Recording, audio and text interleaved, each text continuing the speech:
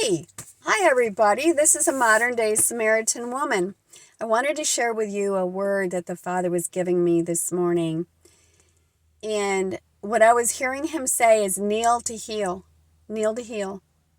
And in the rooms of recovery, we talk about feeling and dealing. Feeling, giving yourself permission to feel that anger, the outrage, the depression, giving yourself permission to grieve, to feel the trauma's effects in order to deal with the fallout of the trauma, whatever that trauma was for you. So it's giving yourself permission to feel in order to deal. But I wanted to talk to you about kneeling in order to heal. And when I asked the Father, what do you mean? What do you mean by that? He said, surrender. Surrender preconceived ideas of how I heal. The different methodologies that he uses. And there's a really great story in 2 Kings chapter 5 about Naaman. Naaman was a commander of the army, and he contracted leprosy. And the prophet Elisha sent word to him that he was to go dip in the Jordan 7 times. And Naaman was outraged because he thought that Naaman would come to him personally and that he would stand, call on the name of Adonai as God, and wave his hand over the diseased place, and thus heal the person with leprosy. And so he turned and he went off in a rage. But his servants approached him and said, "My father, if the prophet had asked you to do something really difficult, wouldn't you have done it? So doesn't it make even more sense to do what he says when it's only bathe and be clean?" So he went down and immersed himself 7 times in the Jordan, as the man of God had him do, and his skin was restored and became like the skin of a child, and so he became clean.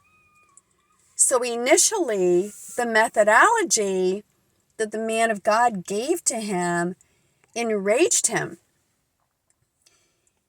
But he relented, right? He surrendered and went ahead and went through the process that the man of God told him to do. And that's what healed him. So he surrendered his anger, he surrendered his outrage, and he was obedient in the methodology. And my own path of healing, when I first came into recovery, I was a Seventh-day Adventist, and I had put the plug in the jug for 2 years and picked up the Bible, quit drinking, quit drugging, just picked up the Bible. And I became very judgmental, critical.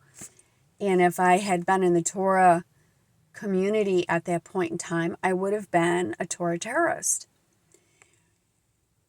And this is what I'm seeing within the Torah community and also within other Sabbath-keeping communities, is people don't want to do the work. It's called spiritual bypassing. And I did that. Like I said, I put the drugs down, I put the plug in the jug, quit drinking, picked up a Bible, and didn't do any counseling, any therapy, any 12-step work. I did no work. Didn't get delivered from any demonic spirits, and I was miserable. I was it's called a dry drunk. And so I don't know who this is for, but kneel to heal. Surrendering what you think it should look like, what methods he should use for your journey, for your healing, for your deliverance.